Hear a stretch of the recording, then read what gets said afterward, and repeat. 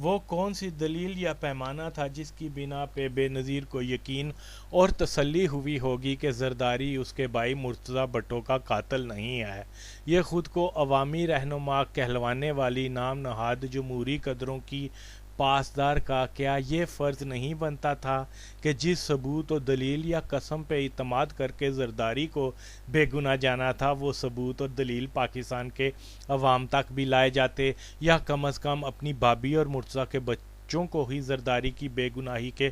ثبوت فراہم کر کے اپنی پاک نیتی اور شوہر کی بے گناہی کا یقین دلوانے کا کوئی عملی نمونہ ہی پیش کرتی، جس سے کم از کم بھٹو خاندان کی نئی نسل میں اعتماد کی فضا قائم ہو جاتی۔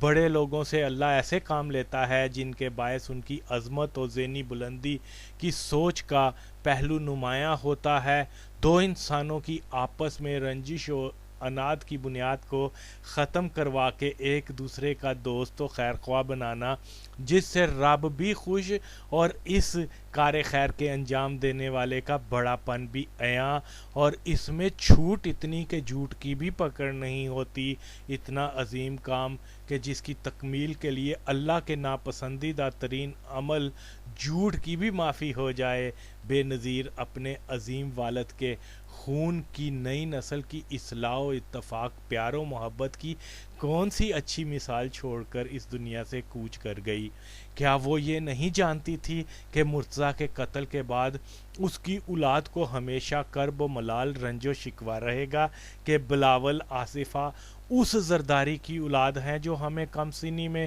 یتیم اور ماں کو بیوہ کرنے کا باعث بنا؟ ظاہر ہے بے نظیر چھوٹی عورت تھی جس کو یہ تک احساس نہیں ہو سکا کہ بھٹو کی نئی نسل کی رہنمائی کے لیے یا تو زرداری کی بے گناہی کا کوئی ثبوت دیتی، یا کم از کم ایک بار مرتضیٰ کے بچوں و بیوہ سے اپنے شوہر کی کہ مرتضیٰ کے خون ناحق کی معافی طلب کرتی، تاکہ ان کو یہ احساس تو ہوتا کہ بے نظیر اور زرداری میں جرم کی معافی طلب کرنے کی اخلاقی جرت تو ہے۔ منطق کی بنیاد یہی ہے کہ اگر زرداری قاتل ٹولے میں شریک نہیں تو کوئی ثبوت فراہم کرے، اور وہی ثبوت پاکستان کے عوام کے سامنے بھی لائے جائیں۔ دوسری صورت میں مرتضیٰ کے بچوں کو اپنے باپ کے قاتل کو قاتل کہنے کا قانونی اور اخلاقی حق پورے کا پورا ہے۔ اس لیے یہ خون کی دشمنی نسل در نسل چلتی ہے۔ اب ہر کوئی بے نظیر جیسا خائن، پست ذہن اور حریص انسان تو نہیں ہو سکتا کہ چند دنوں کے اقتدار کے نشے کے لیے اپنے باپ کے خون کا سودا کر لے۔ تو جناب، میں بے نظیر کو اپنی کسی ذاتی پسند یا ناپسند کی بنا پر ہرگز غدار، کوتا نظر، احمق، لالچی نہیں کہتا، بلکہ اپنے بیان کے جواز بھی فراہم کرتا ہوں، اور اگر کسی کو میری بات سے اتفاق نہیں تو آئے اپنا شوق مناظرے کی صورت پورا کر لے، پھر میں دیکھوں گا کہ کون مائی کا لال ہے جو میری باتوں کا رد کر سکے انشاءاللہ۔ قدرت نے انسانی جبلت میں اپنی دھرتی کی مٹی کی انسیت اور اپنے خون کی غیرت کا مادہ اس لیے رکھا ہے کہ جب کبھی ان پر کوئی آنچ آتی ہے تو احساس انسیت اور جوش غیرت کی طاقت کے سامنے کوئی مادی شے حائل نہ ہو پائے۔ اس مرحلے میں ثابت قدم لوگ وہی تاریخ میں ہیروز کہلواتے ہیں۔ غدار وہ ہوتا ہے جو اپنے نظریات اور اصولوں پر مادی لالچ میں سودے بازی کر لیتا ہے۔ اس ضمن میں اپنی ایک یادداشت دوستوں سے کرنا چاہوں گا کہ یہ بات مئی 1990 کی ہے کہ میں میر مرتضیٰ بھٹو کے ساتھ شیرٹن ہوٹل دمشق میں تھا کہ لوبی میں بیٹھی دو خواتین جو اپنی خوش گپیوں میں مصروف تھیں، جب ان میں میری نظر ایک پہ جم گئی۔ اس خاتون کی شکل میر صاحب کی پہلی بیوی سے بہت مشابہ تھی، جس کی توجہ میں نے میر صاحب کو کروائی تو انہوں نے بھی اتفاق کرتے ہوئے کہا کہ ہاں، اس کی شکل فوزیہ سے بہت ملتی ہے۔ پھر میں نے میر صاحب سے ذاتی نوعیت کا سوال کیا کہ سر، وہ کون سی ناگزیر وجوہات تھیں کہ آپ نے فوزیہ کو طلاق دے دی، جس پر میر صاحب نے بتایا کہ شاہ نواز کی شہادت بنیادی وجہ تھی۔ اس کے بعد ہر چیز بکھر گئی، گو کہ میری اور فوزیہ کی زندگی نارمل جا رہی تھی، لیکن میرے لیے اس احساس سے فرار ناممکن تھا کہ میں ایک ایسی عورت کے ساتھ زندگی گزاروں جس کی چھوٹی بہن پہ میرے بھائی کے قتل کا شبہ تھا۔ گو کہ فوزیہ پہ قتل کا کوئی الزام یا شک نہ تھا، مگر اس کا قرب میرے لیے ناقابل برداشت ہوتا جا رہا تھا کہ مجھے فوزیہ میں ریحانہ کا چہرہ نظر آتا تھا، جس کی برداشت میرے قابو میں نہ تھی۔ فوزیہ سے دوری اور اس بھیانک تصور سے فرار طلاق کے ذریعے ہی ممکن تھا۔ میں شاہ نواز کے جوان لاشے کو ہر وقت دیکھنے کی تاب نہیں رکھتا تھا۔ بیچارہ مرتضی اپنے چھوٹے بھائی کے قتل پر اس قدر نرم و حساس محسوسات رکھنے پر بھی اس بے نظیر کی نظر میں دہشت گرد، باغی، سرکش، ماردار کا رسیا، خون کا پیاسا، اور اس عورت کا اپنا حال دیکھیں کہ کس دل گردے کی مالکہ تھی کہ اس انسان کے ساتھ زندگی کا پل پل گزارتی رہی جس کے ہاتھ پہ امکانی طور پر اس کے اپنے ہی سگے بھائی ذوالفقار علی بھٹو کے آخری چشم و چراغ غمناک نصرت کی دکھ بھری زندگی میں مسرت کی امید، فاطمہ اور جونیئر کے سر کے سائے میر مرتضی بھٹو کے خون سے رنگے ہوئے ہوں۔ اس سے بڑھ کر خون سفید ہونے کی کیا بدتر مثال ہو سکتی ہے؟ کیا ایسی بے ضمیر، بے فیض، انا پرست وہ نفس کی غلام انسانی جبلت سے عاری خاتون کو عظیم رہنما کہا جانا عظمت کی توہین ہے یا نہیں؟ جو شخص ایک عام اچھا انسان کہلوانے کے قابل نہیں، اس کو عظمت سے نتھی کیا جانا ظلم ہے۔ وجدان اور غیرت رشتوں کی پاسداری تو پہلے اپنے شوہر کو پاکستان کے عوام کے سامنے بے گناہ ثابت کرتی، جو وہ کبھی نہ کر سکی، یا کم از کم جن نکات پہ اس نے زرداری کو اپنا شوہر ہی جانا، نہ کہ بھائی کا قاتل، وہ ہی عوام کے سامنے لاتی، جو وہ کبھی نہ لا پائی۔ اس کے باوجود بے نظیر سے بے ضمیر زداری بن جانے والی اپنے بھائی کے قاتل شوہر کے ساتھ رہتی رہی، جو دلیل ہے کہ اقتدار اور حرام کی دولت کے خمار کا اثر خون پر غالب آیا۔ دا ڈاٹر آف ایسٹ کہنے والوں دا کرمنل آف ایسٹ کو دختر شرق کا لقب دے کر مشرق کی بیٹی کی تذلیل کرنا بند کرو۔ جان لو کہ مشرق کی بیٹی تو بھائی پہ میلی نظر ڈالنے والے شوہر کے عزائم کے خلاف بھرپور مزاحمت کرتی ہے، اور یہاں معاملہ میلی نظر نہیں بلکہ قتل تک کا ہے، اور بہن کا حال یہ ہے کہ قاتل کرپٹ، گینگسٹر، اوباش اور ریاکار شوہر کی طرفداری کرتی نظر آتی ہے۔ لازم ہے کہ ایسے بھیانک کردار کو مشرق کی بیٹی کا نام دینا خود فریبی نہیں تو کیا ہے کہ ہرگز مشرق کی بیٹی کی پہچان اور شان بے نظیر جیسے گھٹیا کرداروں سے بہت مختلف ہوتی ہے۔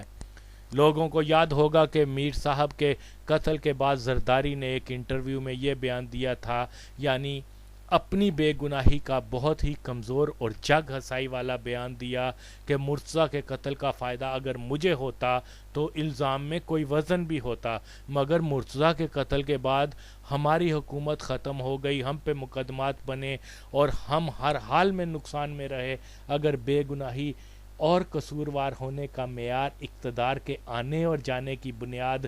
نفع اور نقصان کے اصول پر ہے، تو پھر اگر زرداری کی یہ دلیل مان بھی لی جائے تو اس ہی اصول کے تحت زرداری اگر مرتضی کا قاتل نہیں تو پھر اپنی زوجہ کا قاتل تو ضرور ہے، کہ سب جانتے ہیں کہ بی بی کے مرنے کے بعد زرداری کو اقتدار ملا، اور ظاہر ہے نفع ہی نفع اور پانچوں گھی میں۔ تو اے لوگو، تم تو جانتے ہو کہ خون کبھی بھی چھپ نہیں سکتا، خون تو بولتا ہے اور دکھاتا بھی ہے، بس سننے اور دیکھنے کا وسب ہونا شرط ہے۔ عظیم لیڈر وہ ہوتے ہیں جو زیرو سے آغاز کرتے ہوئے ہیرو کے درجے تک پہنچتے ہیں، عوامی توقعات پہ پورا اترنے پہ قادر ہوتے ہیں، عوام کے دلوں کی بات اپنے لبوں پہ لانے اور اس کو عملی شکل دے پاتے ہیں، لیڈر کو اپنے لوگوں کی سوچ و فکر احساس کا ادراک ہوتا ہے، معروضی حالات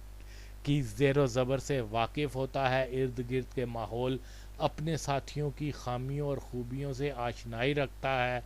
ہر بڑے لیڈر کے پختہ اصول ہوتے ہیں، ایک نظریہ رکھتا ہے، اس کی سوچ کا معیار دوسروں سے جدا تر ہوتا ہے، وہ عوامی امنگوں پہ پورا اترنے کی صلاحیت رکھتا ہے۔ کسی ریاست کے عوام اپنے بنیادی ضروریات زندگی کے سہل حصول کے طالب اور آرزومند ہوتے ہیں، جیسے روٹی، کپڑا، مکان، انصاف، بہتر طبی سہولتیں، ذہنی و فکری آزادی، طبقاتی کشمکش اور اتصال سے پاک پرامن معاشرہ کثیر عوام کی ترجیح ہوتا ہے، اور اسی کو عوام کی امنگ کہا جاتا ہے۔ بڑا لیڈر وہ ہوتا ہے جو اپنے ویژن کو بروئے کار لاتے ہوئے عوامی امنگوں پر پورا اترے، اور بلا شبہ بے نظیر اس معیار پہ 1% بھی پوری نہ اتر سکی۔ ہاں البتہ وہ سامراجی گماشتے عوام دشمن ضیاء کے فرسودہ نظام کی ترجمان تھی، جہاں گرباچوف نے سوویت یونین کو بہت ارزاں قیمت فروخت کیا تو وہیں بی بی نے لاکھوں کارکنوں کی قربانیوں اور اپنے خاندان کے افراد کے خون کو انتہائی سستے داموں بیچ ڈالا۔ جو مارک کا جولائی 1977 کے بعد بھٹو اور ضیاء کے درمیان شروع ہوا تھا، وقت آنے پر بی بی نے بھٹو کے ویژن کو ترک کر کے ضیاء کیمپ میں نہ صرف شمولیت اختیار کی بلکہ اس کو جلا بھی بخشی۔ اس لیے میں یہ کہنے میں حق بجانب ہوں کہ بے نظیر ضیاء کی باقیات کا ہی ایک بدنما داغ تھی۔ اس میں کوئی شک کی گنجائش نہیں کہ 1977 کے مارچ اللہ کے بعد پاکستان پیپلز پارٹی کو قائم رکھنے اور ایک فعال پارٹی بنائے رکھنے میں نظریاتی کارکنوں اور دوسرے درجے کے رہنماؤں کا رول ایک مرکزی حیثیت رکھتا ہے۔ بھٹو صاحب کی پھانسی سے قبل اور اس کے بعد یہی عناصر پورے پاکستان میں انتہائی متحرک رہا اور ضیاء حکومت کے لیے درد سر بنے رہے۔ بھٹو صاحب کی شہادت کے بعد کیونکہ پاکستان میں پارٹی لائن اور لیڈرشپ کا فقدان تھا اور اس ہی دور میں بھٹو برادران کابل منتقل ہو چکے تھے اور ہم جیسے نظریاتی ڈائی ہارڈ پارٹی کارکنوں نے بھٹو برادران کی لیڈرشپ میں کابل جمع ہونا شروع کر دیا۔ بیگم صاحبہ اور بی بی کی بھی یہی خواہش تھی کہ یہ عناصر دونوں بھائیوں کے ساتھ شامل ہو کر ضیاء کے خلاف بہتر طریقے سے جدوجہد کر سکتے ہیں اور ان کی دیکھ بھال بھی بہتر طرح سے ہو سکے گی۔ اسی وجہ سے پارٹی کے انتہائی مخلص اور مشکل وقت میں ساتھ نبھانے والے آزمودہ افراد کو بھٹو خواتین گاہے بگاہے کابل بھیجتی رہیں، جن میں کوثر علی شاہ، ان کی اہلیہ کے علاوہ قیوم بٹ صاحب، جوید اختر تیلا، حامد پیا، آغا اقبال، آغا ندیم، زمورد خان، لالا شہباز عرف دہشت گرد، اختر بیگ، صفدر حمدانی، سائیں سلام اللہ ٹیپو جیسے افراد شامل ہیں۔ جیسے ہی یہ افراد کابل آنا شروع ہوئے تو راجہ انور کو احساس ہو گیا کہ اب اس کی گلنے والی نہیں، لہٰذا اس نے نہ صرف گروپنگ شروع کر دی بلکہ جب بھٹو برادران کو یقین ہو گیا کہ یہ بندہ ہمارا مال کھاتا رہا ہے اور تنظیم کا اسلحہ بھی ضیاء حکومت کو پکڑواتا رہا ہے، تو اس نے اپنی جان بچانے کی خاطر دونوں بھائیوں کو بمب کے ذریعے ہلاک کرنے کا ایک منصوبہ بنانا شروع کر دیا تاکہ نہ رہے بانس نہ بجے بانسری۔ بھٹو برادران اور پیپلز پارٹی کو جس قسم کے مخلص اور جانثار ملے تھے، اگر بھٹو برادران تھوڑے تحمل سے صحیح منصوبہ بندی اور سہیل سیٹھی، احسان بٹی، سردار سلیم کی بجائے قیوم بٹ، چودھری اعظم، ارشد اوان، مسرور احسن، سلام اللہ ٹیپو اور مجھ جیسے پہ زیادہ انحصار کرتے تو ضیاء کا خاتمہ بما اس کے نافذ شدہ نظام بہت مدت پہلے ختم ہو چکا ہوتا۔ الذوالفقار کے کارکنوں کا جوش و جذبہ ضیاء سے نفرت، نظریاتی پختگی کے باعث بھٹو کے خون کا بدلہ لینے اور فرسودہ نظام کے خلاف عملی جدوجہد میں بھرپور حصہ لینے دلیل ہے کہ پاکستان میں پہلی بار سامراجی گماشتوں کے ظالم و غدار ٹولے کے خلاف کسی گروہ نے وطن عزیز کے تقدس کی بحالی اور عوامی حقوق کے حصول کے لیے ہتھیار اٹھائے ہوں۔ وقت نے ثابت کیا ہے کہ جس ناسور کو ختم کرنے کے لیے ہم نے ہتھیار اٹھائے تھے، اگر ہم اپنی کوشش میں کامیاب ہو جاتے تو پاکستان پہ یہ ایک احسان عظیم ہوتا اور خودکش بمبار فرقہ واریت مذہبی نفرت سے لاکھوں ہم وطنوں کا خون کبھی امام بارگاہوں، مساجد، میلاد شریف کی محفلوں، مزارات اولیاء کی درگاہوں میں یوں نہ بہتا۔ پاک فوج کے جوانوں کی گردن زنی، پولیس اہلکاروں، پاکستان کے ایٹمی اثاثوں کے کاریگروں کو سرے راہ چن چن کر قتل، قومی حساس اداروں پہ حملے نہ ہوئے ہوتے کہ یاد رکھیں اس دہشت گردی، تباہی، بربادی کے خونی شجر کے پیچھے سی آئی اے، تبلیغی جماعت، جماعت اسلامی اور ضیاء کی باہمی محنت اور تعاون کی پیوند کاری کار فرما ہے۔ آج اگر ہمیں دہشت گرد اور پاکستان کا دشمن کہا جاتا ہے تو پھر ضیاء کی پیداوار یہ نام نہاد جہادی ہی محب وطن ہے کیا، کہ جن کے ہاتھوں یہود و نصار و ہنود کی آشیرواد سے پاکستان تباہی کے خوفناک منجدار میں پھنس چکا ہوا ہے۔ زمانہ چاہے جو مرضی کہے، تجزیہ نگار سے لے کر عسکری اور سیاسی قیادت تک کو اس سچائی سے فرار ممکن نہیں کہ ضیاء سی آئی اے اور سعودیہ کا افغان خانہ جنگی کے لیے جہاد کے نام پر بنایا مافیا ایک نظریے کا سختی سے کار بند ہے کہ ان کے سوا تمام مسلمان کافر ہیں، اور اس بنیاد پر ان کا قتل، ان کی بیویوں، ماؤں، بہنوں پر حق، ان کی جائیداد و مال و متاع پر ان کا حق باعث خوشنودی رب ہے۔ اس نظریے و عقیدے پہ موت جنت کی ضمانت اور حیات کا مقصد صرف اور صرف مخالفوں کو مثل جانور ذبح کرنا۔ وہ لوگ اپنے نظریے سے ہرگز منحرف ہونے والے نہیں، جبکہ کہا جاتا ہے ان سے مذاکرات کریں، یعنی مذاکرات اس مکتبہ فکر کے پیروکاروں سے جو اپنے خود ساختہ نظریہ توحید کے اس قدر پختہ ہوں کہ جس نبی کا کلمہ پڑھیں اور اس کے ہی روزہ مبارک کو شہید کرنے سے بھی دریغ نہ کریں، اور تو اور اپنے عقیدے کی سچائی میں اللہ کو ہی جھوٹا ثابت کرنے میں اس قدر مگن ہوں کہ اللہ جس نبی کو شہید کہہ رہا ہے یہ اس ہی نبی کو مردہ قرار دیں۔ مذاکرات کے لیے دو طرفہ لچک کی ضرورت ہوتی ہے، لیکن ضیاء کے مجاہد کی لچک اس کے سوا کچھ نہیں کہ دشمن کو خودکش ہم بمب سے یا گلا کاٹ کر قتل کیا جائے۔ ناکامی ہمارے دفاعی اداروں کی ہے جو اپنے اس نظریے کی پاسداری نہیں کر پا رہے کہ ملک کا دفاع اور عوام الناس کی زندگیوں کو بچانا ہے۔ جہاں ریاست کی بے بسی کا یہ عالم ہو کہ یہ جانتے ہوئے بھی کہ خفیہ خارجی قوتوں کے اشارے سے ملک میں کس مکتبہ فکر کے لوگ تباہی و بربادی برپا کر رہے ہیں، اس کے باوجود پاکستان کا سب سے مضبوط ادارہ ان کے نام سے عوام کو روشناس کروانے سے خائف ہو جائے، تو پھر اس ہی غریب عوام کے منہ سے نوالا چھین کر دفاعی بجٹ کی نظر کر دیا جائے تو یہ ماننا ہوگا کہ ریاست کے ادارے مکمل ناکام ہیں، اور نہ ہی ان کو دوست و دشمن کی شناخت اور نہ ہی دہشت گردوں کے ٹولے کے اس تاریخی کردار سے واقف ہیں کہ ہمیشہ تشدد و بربریت کو مذہب کا نام دے کر مادی مفادات حاصل کرتے ہیں۔ گو کے زبان پر گو امریکہ گو یا جہاد برخلاف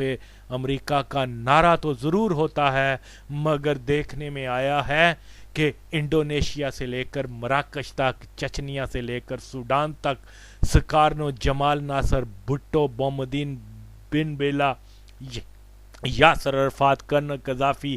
اسد رمضان قادریوف جیسے امریکہ مخالف رہنماؤں کے خلاف جہاد کا فتویٰ صادر کر کے امریکہ کے حواری اور اس کے مفادات کے رکھوالے بنتے نظر آتے ہیں. جو امریکی سامراج کا مخالف وہی ہمارے پیارے جہادیوں کی نظر میں کافر اعظم، قابل قتل و اسلام دشمن کیوں بن جاتا ہے؟ شافعی، حنفی، مالکی کے مقلد تو دیکھے سنے تھے، لیکن ہمارے جہادیوں کی بدعت کی انتہا دیکھیں کہ امریکہ کے مقلد ہی بن بیٹھے. بدقسمتی سے ہم نہ تو ان جہادیوں کی تاریخ سے بلد ہیں اور نہ ہی ان کے سامراج مفاد کے لیے اسلام کے نام کو استعمال کرنے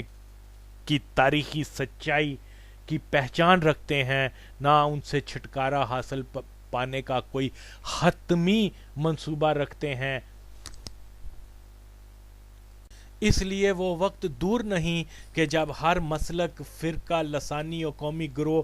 ان دہشت گردوں سے اپنے سروائیول کے لیے بندوق تھام لے گا. ملک کو اگر اس انارکی سے بچانا ہے، صرف فاٹا میں آپریشن سے کام نہیں چلے گا، بلکہ ہر اس مسجد و مدرسے کو نابود کرنا ہوگا جہاں سے اسلام کے امن و سلامتی کے پیغام کی بجائے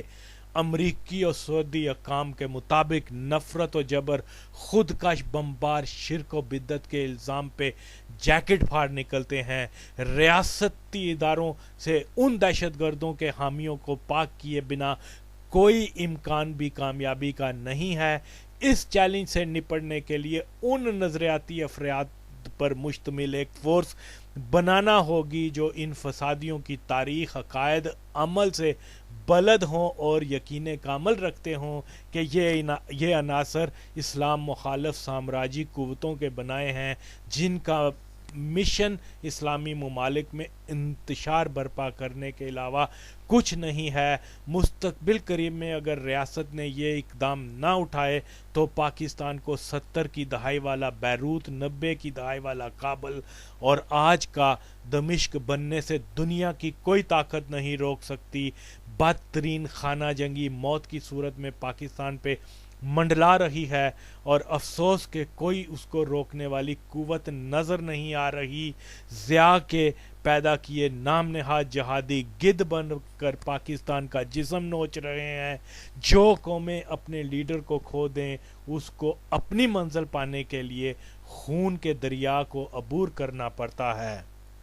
قوم کی تاریخوں میں چھوٹے چھوٹے واقعات کیسے گہرے نقش ڈال جاتے ہیں، اس بات کا اندازہ لگانا ہو تو دسمبر 1974 میں بھٹو صاحب کا ملتان جانا، ملتان کے کور کمانڈر کا ان سے چند لمحوں کی ملاقات کی خواہش کرنا، جس میں اس کور کمانڈر کا بھٹو صاحب اور اس کی اولاد سے وفاداری کا، قرآن پہ حلف وفاداری کا بیان دینا، جس کی بنیاد پر 2 سال بعد 5 جرنلز کو سپرسیڈ کر کے اس کور کمانڈر کو پاکستان کا آرمی چیف بنا دیا جانا، اور پھر جولائی 1977 سے لے کر آج تک پاکستان مسلسل تباہی کی طرف گامزن ملتان 1974 کے ایک چھوٹے سے واقعے سے ہوا. اگر بھٹو صاحب نے ضیاء الحق کو اس لیے یہ عہدہ دیا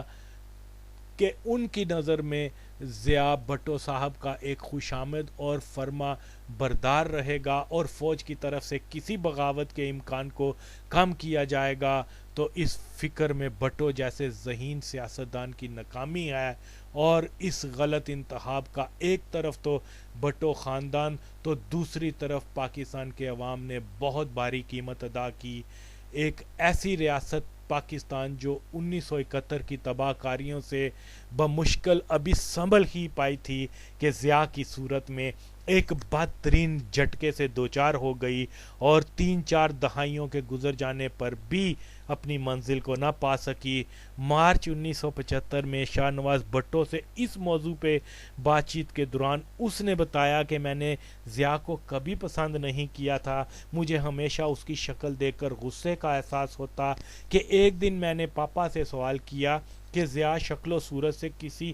آرمی جنرل کی بجائے مالچیا لگتا ہے. جس پر پاپا نے مجھے ڈانٹ کر کہا کہ اپنے سے بڑوں کا ادب کرو اور ضیاء دوسرے آفیسرز کی نسبت نہیں ہے، یہ بندہ بہت سادہ اور خدا ترس ہے، اسلام سے لگاؤ رکھتا ہے اور اسی وجہ سے ضیاء کو فوج کا سربراہ بنایا گیا ہے۔ شاہ نواز کا کہنا تھا کہ ضیاء کو ترقی دے کر فوج کا سربراہ بنانے کے بھٹو صاحب کے فیصلے کو بہت سے حلقوں سے تنقید ہوتی رہی کہ عام خیال یہ ہے کہ بھٹو نے ضیاء کو اپنا مداح اور وفادار جان کر ترقی دی کہ ضیاء سربراہ بن کر بھٹو کی منشا پر عمل پیرا ہوتا رہے گا، لیکن شاہ نواز کے مطابق بھٹو صاحب بظاہر ایک سیکولر چین نواز سوشلسٹ جانا جاتا تھا، مگر اس کے ساتھ ساتھ بھٹو بنیادی طور پر ایک مذہبی رجحان رکھنے والا شخص ہی تھا۔ اسلامی تاریخ کے ہیروز کو وہ ہمیشہ بہت اہمیت دیا کرتا۔ ملتان کے دورے میں ضیاء کے قرآنی حلف سے بھٹو اس قدر متاثر ہوا تھا کہ وہ اکثر کہا کرتا تھا کہ میں نے ضیاء کو یس مین سمجھ کر یہ عہدہ نہیں دیا، بلکہ میں ڈرتا ہوں کہ یوم محشر میں اگر پوچھا گیا کہ تم نے قرآن کے واسطے کی قدر نہیں کی تو میں کیا جواب دوں گا؟ میں نے ضیاء کی شکل و قابلیت کو نہیں، قرآن کے حلف کو فوقیت دی ہے۔ اب ہمارا المیہ دیکھیں کہ جس بھٹو کو شرابی، زانی، قاتل، ہندو کا بچہ، اسلام دشمن، دہریہ کہا جاتا رہا، وہ تو اللہ کے کلام کا مان رکھے، اور جو ضیاء امیر المومنین، اسلام کا مجاہد، شریف النفس، مرد مومن، افغان جہاد کا غازی، نمازی اور قرآن کا قاری جانا جاتا رہا، وہی اپنے قرآنی حلف سے پھر جائے تو پھر مسلمان کو بھٹو جیسے میخوروں میں ڈھونڈیں یا ضیاء جیسے دو رکھتی نمازی میں تلاش کریں۔